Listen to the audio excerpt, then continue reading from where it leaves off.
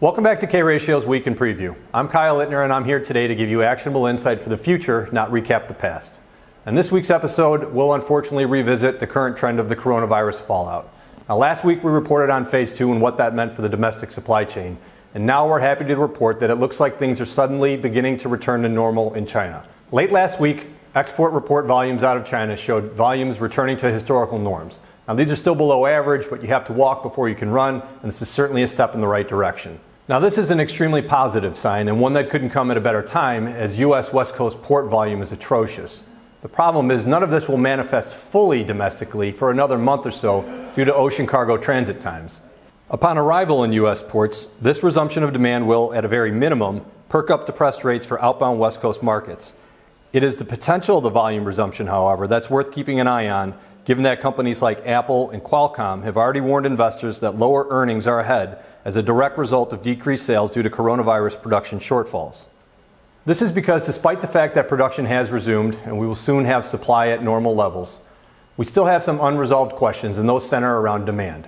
Further still, those unsolved resolutions each carry their own impact with respect to freight rates. So in an effort to better educate you while we sit with flat rates and no movement for the entire week, let's walk through each of the scenarios and lay out what each means to you. Shit hits the fan. Consumer demand is so strong, the retailers want their shipments and they want them now. In fact, they need them now. Rates skyrocket out west, followed by a domino effect moving from West Coast all the way through to the East Coast.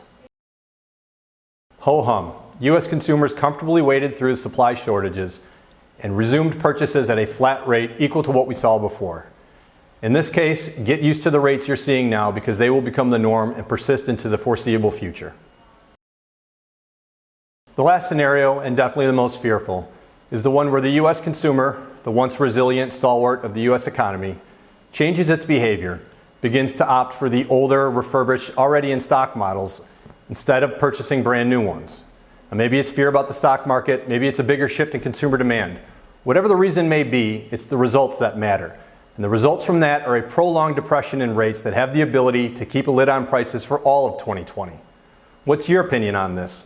We'd love to hear from you, so leave your opinion in the comments below. And for more information on risk management, freight intelligence, or dynamic pricing, check us out at k-ratio.com. Thank you again for watching.